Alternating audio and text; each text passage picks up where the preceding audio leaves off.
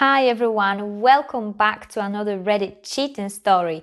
Before we start, please hit the subscribe button and notification bell if you love to watch more cheating stories. If you want to know how to get back your ex-girlfriend and boyfriend, click the link below.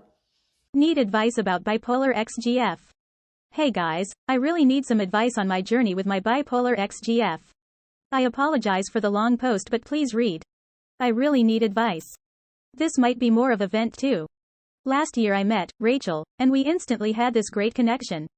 She shared with me her trauma, insecurities, mental health problems, abandonment issues, drug abuse, etc. She told me her promiscuous past and that she hadn't really had a relationship before, but I was different. I never had a GF before, so I might have looked past some red flags but was eager to get into one. I really felt a connection and felt special because she trusted me with her deepest secrets. We moved fast. After about 3 weeks of talking, we were dating, going on trips. She was telling me she loved me. I loved the feeling of having a GF and knowing that she was there for me and I was there for her. About 2 months in, she started doing a few things that made me uncomfortable, like constantly going out to bars and doing coke and Xanax. I told her how I felt uncomfortable when she did these things, but she felt strongly that it was her choice. She would never post me on social media because she claimed that she felt insecure about it. She would go to bars with her friend and not let me come because it was girls' time, even though other guys would be there. One night her roommate had a guy friend visiting who was staying with them. They all went to the bar, but I wasn't invited. She stopped answering my calls and texts that night because she told me that she was bussing hanging out with that guy and it would be rude to ignore him. I was furious. I felt like something was so wrong. The next morning I called her and explained to her that I was not okay with what happened the night before and explained how that was not normal or disregarding your boyfriend like that. I asked if she really wanted to be in a relationship with me. She gaslighted me and promised nothing happened and I needed to stop being so jealous and relax. I calmed down, but I pretty much knew something happened. I decided to look past it but keep a close eye on her. A few weeks later, when we were making plans to hang out one night, she told me she couldn't because she was hanging out with this guy friend who she used to hook up with on Tinder. I was like, no way, I do not feel comfortable with this. She explained they were just friends, so I said, then if you're just friends it shouldn't be a problem if I come too? She said it would be weird if I came because the other guy would feel awkward. I was like, WTF, there's no way this is normal or okay. Anyways, I let it happen that night. She left her computer at my house, so while she was out with that guy, the first opened it and read her text messages. I discovered that she was cheating on me right now with that guy and also cheated on me a few weeks ago with her roommate's friend. I found messages sent to her friend along the lines of, I'll try not to cheat tonight, but if I meet a really cute guy then oops. I was furious and crushed. How could someone that I was there for so much do this to me? We saw each other 5 times a week. I would answer the phone anytime she had an anxiety attack. I thought she would do anything not to lose me. Not to mention we met each other's families 2 weeks before. I was so angry that I had a feeling that something sketchy was going on and she kept dismissing me. I gave her many opportunities to slow down, especially because she was the one who wanted to date me in the first place. We also talked about how cheating was an absolute deal breaker previously. I confronted her about the cheating that night. I was so mad I dug into her deepest insecurities. She absolutely shut down and denied everything. She couldn't even admit it even though I had proof, and she had nothing to say and I had no closure. I was devastated. I cut contact and went into a bad depressive state. I felt like she used me as an emotional safety net at her lows, and disregarded me while she wanted to chase her highs.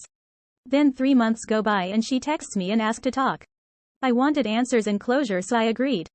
We met up and she cried how she felt so guilty and terrible and went into a depressive state herself.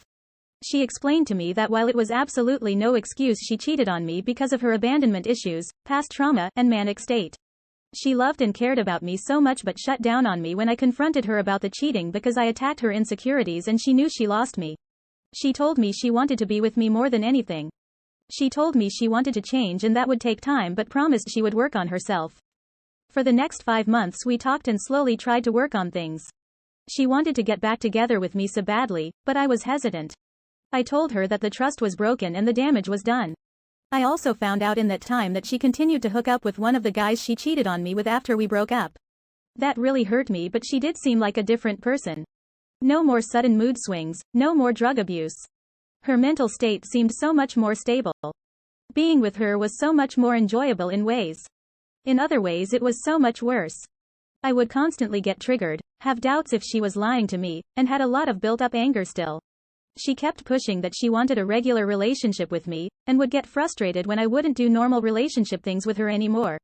She then started to make me out as the asshole boyfriend because I wasn't there for her like she needed me to be. I finally had enough and ended it with her. I feel like she was trying to paint me as a bad person to justify the bad things she did to me. She got so mad at me when I ended things again that she blocked me. So I guess the question is, did I catch her in a really bad manic episode at the beginning of our relationship? Not that it justifies cheating, or am I dealing with a manipulative narcissist? Edit. Also, it makes it harder to cut her out of my life completely because she was my first and only love at this point. Here are the best comments for this story. Lucky escape. Don't mean shit that she was your first. She has zero respect for you. Move on and never look back or you will have a miserable life she will never change.